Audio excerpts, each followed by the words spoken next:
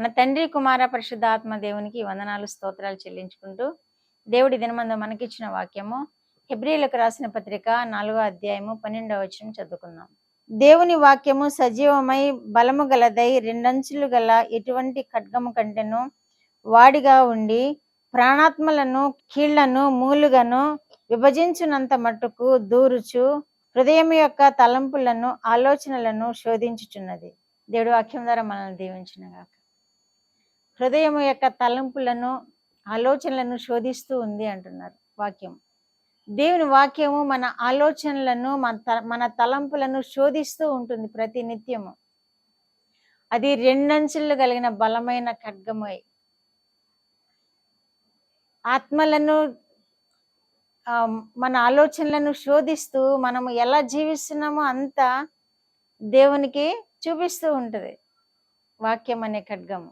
దేవుని వాక్యమే మనకు అద్దం లాంటిది. మనకి దేవుని వాక్యము అద్దంలో ప్రతిదీ చూపిస్తూ ఉంటుంది. అది దేవునికి కూడా చూపిస్తూ ఉంటుంది మనం ఎలా జీవిస్తున్నామో. రెండంచులు గల వాడి అయిన ఖడ్గము కంటే నువ్వు బలమైనదండి. అది ప్రాణాత్మలను మూలికలను ఛేదిస్తూ ఉంటుంది. కనుక మన ప్రాణము, మన ఆలోచన, మన సమస్తము దేవుని ఎదుట బయలుపరచబడుతుంది అన్నమాట. వాక్యం అనే ఖడ్గము మనల్ని ఆ విధముగా ఛేదిస్తుంది. కనుక మనం ఎంతో భయం కలిగి భక్తి కలిగి జీవించాలి అని ఈ వాక్యం మనకు తెలియజేస్తుంది. ప్రాణాత్మలను మూలికలను విభజించినంత మట్టుకు దూరుచు. వాక్యం మనం చదువుతాము, వాక్యం వింటున్నాము, కానీ ఈ విధముగా మనలో దూరుచు మనల్ని ఆలోచనలను ఛేదిస్తూ ఉంది, ఆలోచనలను గమనిస్తూ ఉంది, మన తలంపులను గమనిస్తూ ఉంది. ఈ విధముగా మనల్ని ప్రతి కార్యానికి మన తప్పులు ఒప్పులు అన్ని లిస్ట్ అవుట్ చేస్తుంది అన్నమాట వాక్యం. ఈ విధముగా మనల్ని దేవునికి మనము ఏ విధముగా ఉన్నామో వాక్యం ద్వారా చూపగలుగుతుంది. వాక్యమే దేవుని వాక్యమే మనలో ఉంటుందన్నమాట.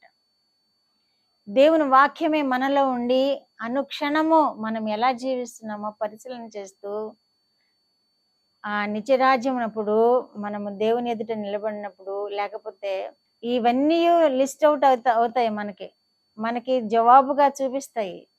మన కార్యాలకి, మన మాటలకి, మన తలంపులకి అన్నిటికీ ఒక లిస్ట్ తయారవుతుంది అన్నమాట దేవుని వాక్యము ద్వారా. కనుక మనము ప్రతి నిమిషము, ప్రతి తలంపులోను, ప్రతి కార్యంలోను, ప్రతి నడకలోను, ప్రతి నడవడికలోను దేవుని వాక్యం మనలో ఉండి మనల్ని పరిశోధిస్తుంది అని జ్ఞాపకం చేసుకుంటూ ఉండాలి. కానీ చాలా మార్లు జ్ఞాపకం చేసుకొనక అనేక మార్లు తప్పులు చేస్తూ ఉంటారు, అనేక మార్లు దొంగతనాలు, దోపిడీలు చేస్తూ ఉంటారు, అబద్ధాలు ఆడుతూ ఉంటారు. దేవుని వాక్యం మనలో ఉంది అని జ్ఞాపకం ఉంచుకోరు. ప్రాణాత్మ మూలుగులను విభజించినంత మట్టుకు దూరుతూ ఉండి మన ఆలోచనలను, మన తలంపులను గమనిస్తూ ఉంటుంది. కనుక వాక్యం మనల్ని చూస్తుంది కనుక భయంతో భక్తితో మనం జీవించాలి.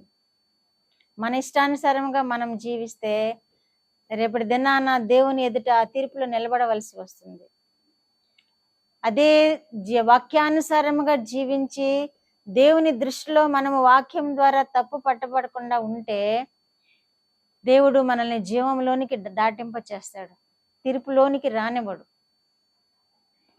ఎవరైతే వాక్యాన్ని మనలో ఉంది అని జ్ఞాపకం చేసుకుని జీవిస్తారో వారు జీవంలోనికి దాటిపోయేవారుగా ఉంటారు. ఎవరైతే మరిచిపోయి లోకంలో జీవిస్తూ ఉంటారో వారు తీర్పులో రాగబడుతూ ఉంటారు. కనుక జ్ఞాపకం చేసుకొని మనం ఎంతో జాగ్రత్తగా, ఎంతో మెలకుగా దేవుని బిడలముగా మనం జీవించాలి, ఎంతో మెలకుగా జీవించాలి. మరి ఒక చోట ప్రకటన గ్రంథంలో ఆయన నోట నుండి రెండంచులు గల వాడి అయిన ఖడ్గం ఒకటి బయలుదేరును అని వాక్యం తెలియజేస్తుంది. అలాగే ఇర్మియా గ్రంథంలో కూడా వాక్యము అగ్ని వంటిది కాదా, బండలను బద్దల కొట్టు సుత్తి వంటిది కాదా అని కూడా తెలియజేస్తుంది. వాక్యానికి ఎంత శక్తి ఉంది. మనం వాక్యం ఊరికే అలా చదివేస్తాము, అలా వదిలేస్తాము. కానీ వాక్యంలో దేవుని యొక్క మహిమ అంతగా ఉంది, మనల్ని అంతగా శోధిస్తూ ఉంటుంది.